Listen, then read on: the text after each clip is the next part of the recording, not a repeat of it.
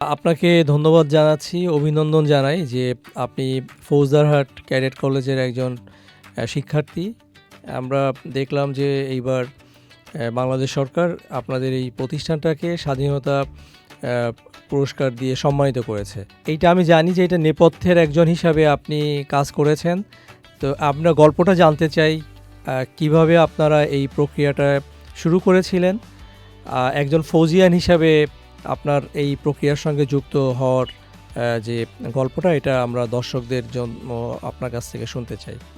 আপনাকে অশেষ ধন্যবাদ, চ্যানেল আইকেও ধন্যবাদ, কারণ এখানে চ্যানেল আইয়েরও কিছুটা অবদান আছে। আমরা প্রাথমিকভাবে যখন জনমত গঠন এবং আমাদের অনেকেই জানতেন না ফৌজদারহাট ক্যাডেট কলেজের যে ব্যাপক একটি অবদান রয়েছে, আমাদের গ্যালান্টি অ্যাওয়ার্ড, বীরত্বের জন্য, মহান মুক্তিযুদ্ধে বীরত্ব প্রদর্শনের জন্য যে অ্যাওয়ার্ড দেওয়া হয়েছে যাদেরকে, খেতাবপ্রাপ্ত মুক্তিযোদ্ধাদের মধ্যে একক শিক্ষা প্রতিষ্ঠান হিসাবে ঢাকা বিশ্ববিদ্যালয়ের চাইতো বেশি খেতাবপ্রাপ্ত মুক্তিযোদ্ধা রয়েছেন ফৌজদারহাট ক্যাডেট কলেজের প্রাক্তন শিক্ষার্থীদের মধ্যে। তাদের মধ্যে অবশ্যই যারা যে 8 জন শহীদ হয়েছেন মহান মুক্তিযুদ্ধে, তাদের অনেককেই হয়তো আমরা নাম অনুসারে চিনি, কিন্তু আমরা জানতাম না তারা ফৌজদারহাট ক্যাডেট কলেজে। তার মধ্যে রয়েছেন ঢাকা ক্র্যাক প্লাটুনের বদি, শহীদ বদি, তার মধ্যে রয়েছে শহীদ আনোয়ার ক্যান্টনমেন্টের ভিতরে যে স্কুল রয়েছে সেটা লেফটেন্যান্ট আনোয়ার, এরকম মেজর খালেকুজ্জামান, এরকম একাধিক ব্যক্তি রয়েছেন যারা শহীদ হয়েছেন মহান মুক্তিযুদ্ধে। তাছাড়াও আমাদের অগণিত মুক্তিযোদ্ধাদের মধ্যে 11 জন খেতাবপ্রাপ্ত মুক্তিযোদ্ধা রয়েছেন শহীদরা ছাড়াও। এটি স্বাভাবিকভাবে আমরা প্রথমভাবে আমরা মনে করেছি যে সবচেয়ে বেশি খেতাবপ্রাপ্ত মুক্তিযোদ্ধাদের প্রতিষ্ঠান ফৌজদারহাট ক্যাডেট কলেজ একটি শিক্ষায়তন হিসাবে এটা পুরস্কারের দাবি রাখে।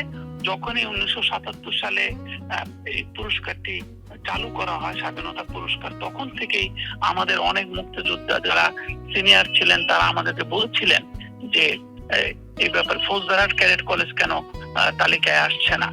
স্বাভাবিকভাবে আমরা ওল্ড ফৌজিয়ান, যেটা ফৌজদারহাট ক্যাডেট কলেজের প্রাক্তন শিক্ষার্থীদের প্রতিষ্ঠান, ওল্ড ফৌজিয়ান অ্যাসোসিয়েশনের পক্ষ থেকে একটি উদ্যোগ নেওয়া হয়। এই উদ্যোগটিকে এগিয়ে নেওয়া যাওয়ার কমিটি গঠন করা হয়। সেই কমিটির পুরোদা ব্যক্তিত্ব ছিলেন ওল্ড ফৌজিয়ান নাজমুল হাসান, তার সাথে আরো জেনারেল মতিন, তার সাথে এজেডএম সাইফুদ্দিন, জনাব লুৎফুল এবং আরো অনেক ক্যাডেটরা সম্পৃক্ত হয়। এবং সেই সাথে আমিও কিছুটা, মানে যারা সরকারে এই পুরস্কারের সাথে সম্পৃক্ত, তাদের কাছে আমাদের ফৌজদারহাট ক্যাডেট কলেজের 71-এর মুক্তিযুদ্ধে যে অবদান সেটি পৌঁছে দেওয়ার জন্য দায়িত্বপ্রাপ্ত হই। তখন আমরা কিছু পত্রিকায় মাধ্যমে এটা জানানোর চেষ্টা করি, চ্যানেল আইয়ের মতো প্রতিষ্ঠানের মাধ্যমে জানানোর চেষ্টা করি, সমকাল, প্রথম আলো প্রতিষ্ঠানগুলোর মাধ্যমে জানানোর চেষ্টা করি। আমরা গেলবার এই তালিকায় অলমোস্ট এসে গিয়েছিলাম। পরবর্তীকালে হয়তো বিশেষ বিবেচনায় এটি রাখা যায়নি ফৌজদারহাট ক্যাডেট কলেজকে। এবার আমরা অত্যন্ত আনন্দিত, অত্যন্ত ভালো লাগছে যে ফৌজদারহাট ক্যাডেট কলেজ 71 সালে এই অবদানের জন্য, বিশেষ করে তারা মহান মুক্তিযুদ্ধের সম্মুখ সমরে অস্ত্র হাতে লড়াই করেছিলেন, তাদেরকে কৃতজ্ঞতা জানাই আমরা। পাশাপাশি যারা মহান মুক্তিযুদ্ধে অংশ নিয়েছেন তাদের প্রতি কৃতজ্ঞতা জানাই, এবং বিশেষভাবে তার মধ্যে যারা 71-এর মুক্তিযুদ্ধের সময় নিহত হয়েছিলেন, আমাদের অনেক শিক্ষকরা রয়েছেন, অনেকে রয়েছেন যাদের ভূমিকা ছিল সামগ্রিকভাবে, এবং পরবর্তীকালে মুক্তিযুদ্ধ করার পরে পরবর্তীকালে শিক্ষকতায় যোগ দিয়েছেন, বিভিন্ন জায়গায় সমাজের নেতৃস্থানে পৌঁছে গিয়েছেন। তাদের সকলের প্রতি আমাদের অনেক কৃতজ্ঞতা এবং ভালোবাসা। জনাব মামুন রশিদ, আমি আপনার প্রথম আলোতে প্রকাশিত যে 27 ডিসেম্বর 2025 যে কলামটি আমি পড়েছি, সেখানে আপনি এরই মধ্যে আপনি দুজনের নাম বলেছেন, শহীদ আনোয়ার এবং শহীদ বদি। আমি একটু এই দুজন সম্পর্কে, যেহেতু মানুষের অনেক আগ্রহ আছে শহীদ আনোয়ার গার্লস কলেজ ক্যান্টনমেন্টে এবং শহীদ বদি, আপনার লেখায় পড়েছি যে হুমায়ুন আহমেদের যে বিখ্যাত চলচ্চিত্র আগুনের পরশমণি, এই শহীদ বদিকে কেন্দ্র করে এই চলচ্চিত্রটি নির্মিত হয়েছে, আপনার লেখা আমি পড়েছি। আপনার এই ব্যাপারে একটু যদি বিস্তারিত বলেন দর্শকদের জন্য।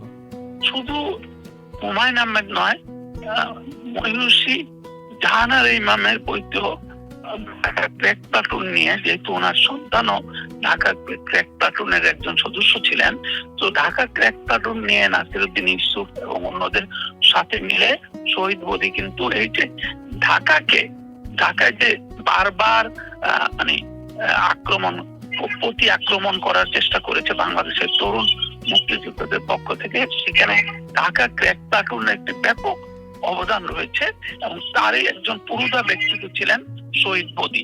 শহীদ বদি কিন্তু কিছুটা মানে মানুষের মধ্যে যে বাংলাদেশের মুক্তিযুদ্ধ যে আসলে জনযুদ্ধ ছিল তার আরেকটি প্রমাণ কিন্তু এই শহীদ বদি। উনাকে বন্ধু বান্ধব কিছুটা খামখেয়ালি, কিছুটা অমনোযোগী ভাব করতেন, কিন্তু মুক্তিযুদ্ধের সময় উনি যেভাবে করতে উঠলেন এই অমনোযোগী কিছুটা মানে একটু আমরা যাকে সাধারণভাবে বলি যে কিছুটা বকে যাওয়ার মতো, কিন্তু মুক্তিযুদ্ধের বিষয়টা উনি নিতে পারছিলেন না পাক বাহিনীর অত্যাচারকে। সেই কারণে উনি পরে কিন্তু এই ক্র্যাক প্লাটুনে যোগ দেন।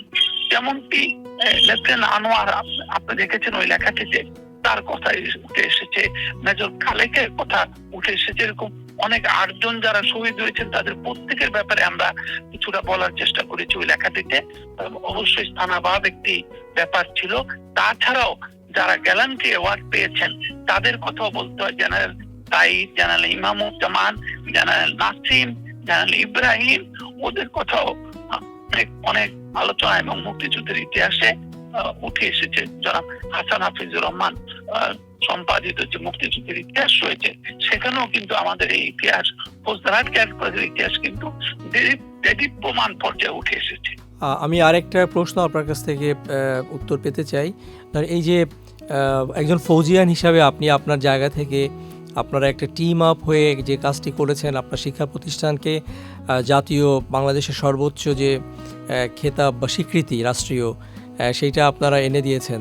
এই ঘটনাটি এখন যারা ফৌজদারহাট ক্যাডেট কলেজের ক্যাডেট যারা শিক্ষার্থী আছেন, যারা শিক্ষক আছেন এবং কর্মকর্তা কর্মচারী আছেন, তারা কিভাবে অনুপ্রাণিত হতে পারে বলে আপনার মনে হয় একজন সাবেক শিক্ষার্থী হিসাবে?